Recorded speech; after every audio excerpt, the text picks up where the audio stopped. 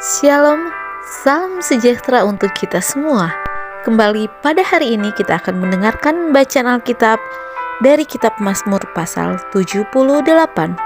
Untuk itu, mari kita berdoa. Bapa kami yang di surga, hati kami dipenuhi dengan sukacita saat ini. Kami siap untuk mendengarkan firman-Mu. Bersabdalah, kami siap mendengar. Terpujilah nama-Mu, di dalam nama Yesus kami berdoa. Amin. Bacaan Alkitab kita pada hari ini terdapat dalam kitab Mazmur pasal 78 ayat 1 sampai ayat yang ke-72 dengan judul Pelajaran dari Sejarah. Nyanyian pengajaran Asaf. Pasanglah telinga untuk pengajaranku, hai bangsaku, sendengkanlah telingamu kepada ucapan mulutku. Aku mau membuka mulut mengatakan amsal. Aku mau mengucapkan teka-teki dari zaman purbakala yang telah kami dengar dan kami ketahui, dan yang diceritakan kepada kami oleh nenek moyang kami.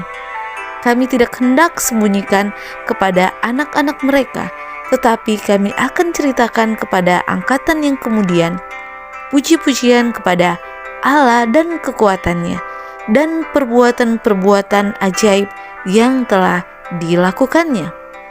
Telah ditetapkannya peringatan di Yakub, dan hukum Taurat diberinya di Israel. Nenek moyang kita diperintahkannya untuk memperkenalkannya kepada anak-anak mereka, supaya dikenal oleh angkatan yang kemudian, supaya anak-anak yang akan lahir kelak bangun dan menceritakan kepada anak-anak mereka, supaya mereka menaruh kepercayaan kepada Allah dan tidak melupakan perbuatan-perbuatan Allah, tetapi memegang perintah-perintahnya. Dan jangan seperti nenek moyang mereka, angkatan pendurhaka dan pemberontak, angkatan yang tidak tetap hatinya dan tidak setia jiwanya kepada Allah. Bani Efraim, pemana-pemana yang bersenjata lengkap, berbalik pada hari pertempuran.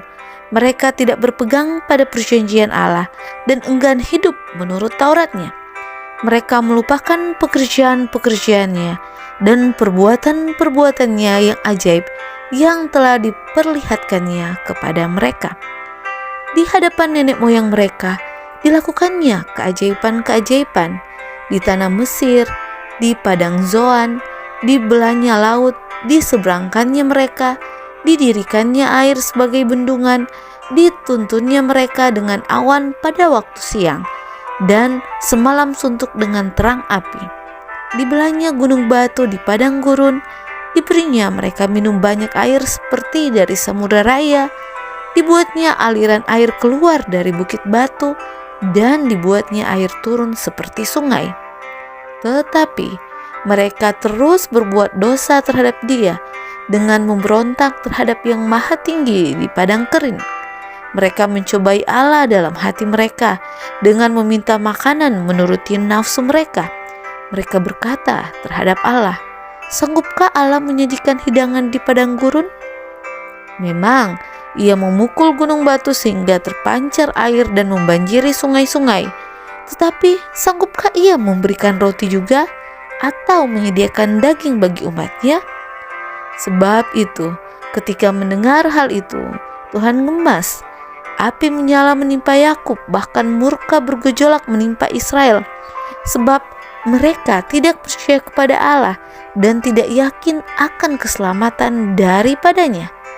Maka Ia memerintahkan awan-awan dari atas, membuka pintu-pintu langit, menurunkan kepada mereka hujan mana untuk dimakan, dan memberikan kepada mereka gandum dari langit. Setiap orang telah makan roti malaikat. Ia mengirimkan perbekalan kepada mereka berlimpah-limpah. Ia telah menghembuskan angin timur di langit dan mengiring angin selatan dengan kekuatannya. Ia menurunkan kepada mereka hujan daging seperti debu banyaknya, dan hujan burung-burung bersayap seperti pasir laut.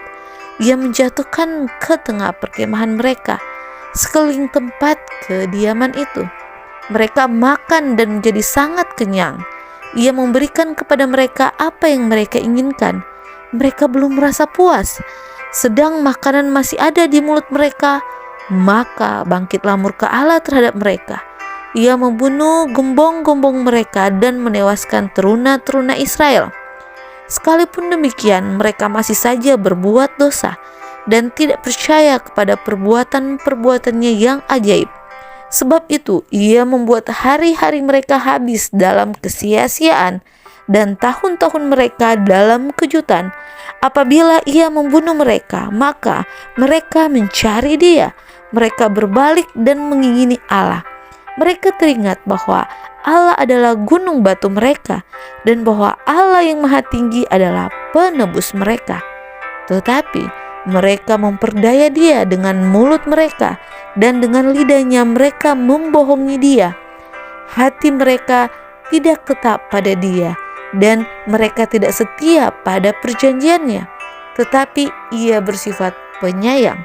Ia mengampuni kesalahan mereka dan tidak memusnahkan mereka.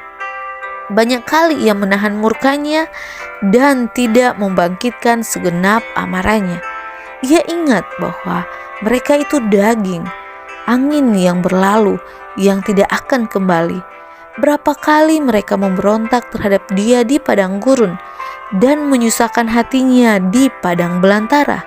Berulang kali mereka mencobai Allah, menyakiti hati yang kudus dari Israel. Mereka tidak ingat kepada kekuasaannya, kepada hari ia membebaskan mereka daripada lawan, ketika ia mengadakan tanda-tanda di Mesir dan mujizat-mujizat di padang Zoan. Ia mengubah menjadi darah sungai-sungai mereka dan aliran-aliran air mereka, sehingga tidak terminum. Ia melepaskan kepada mereka lalat pikat yang memakan mereka dan katak-katak yang memusnahkan mereka. Ia memberikan hasil tanah mereka kepada ulat dan hasil jeripaya mereka kepada belalang.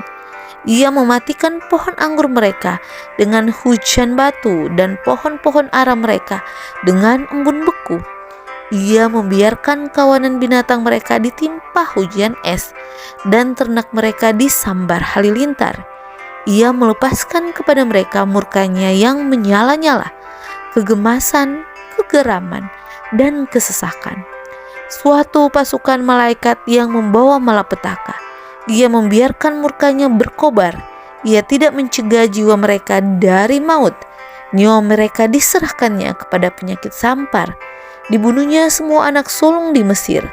Kegagahan mereka yang pertama-tama di kemah-kemah Ham, disuruhnya umatnya berangkat seperti domba-domba, dipimpinnya mereka seperti kawanan hewan di padang gurun. Dituntutnya mereka dengan tentram sehingga tidak gemetar. Sedang musuh mereka dilingkupi laut, dibawanya mereka ke tanah yang kudus, yakni pegunungan ini yang diperoleh tangan kanannya. Dihalaunya bangsa-bangsa dari depan mereka, dibagi-baginya kepada mereka tanah pusaka dengan tali pengukur, dan disuruhnya suku-suku Israel mendiami kemah-kemah mereka itu. Tetapi mereka mencobai dan memberontak terhadap Allah yang Maha Tinggi dan tidak berpegang pada peringatan-peringatannya. Mereka murtad dan berkhianat seperti nenek moyang mereka, berubah seperti busur yang memperdaya. Mereka menyakiti hatinya dengan bukit-bukit pengorbanan mereka, membuat dia cemburu dengan patung-patung mereka. Ketika Allah mendengarnya, ia menjadi gemas. Ia menolak Israel sama sekali. Ia membuang kediamannya di Silo, kemah yang didiaminya di antara manusia.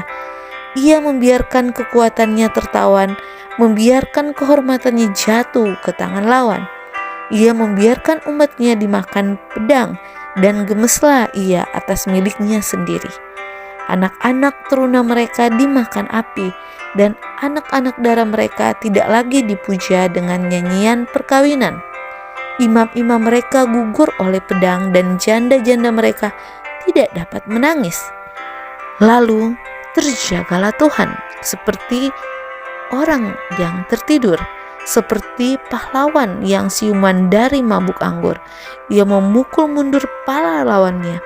Ia menyebabkan mereka mendapat celah untuk selama-lamanya.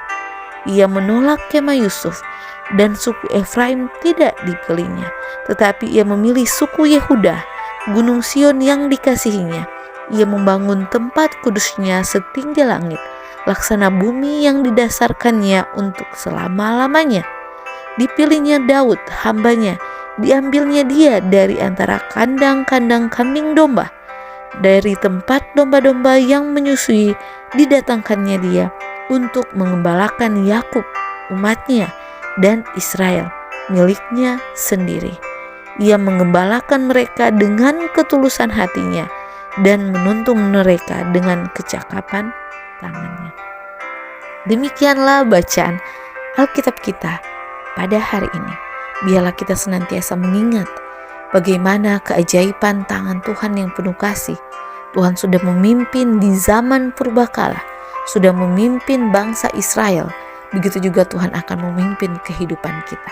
Jangan kita lupakan kebaikan Tuhan, tetapi senantiasa memuji Tuhan selalu hari ini yang menuntun kita kepada kebenaran. Di dalam nama Yesus, amin.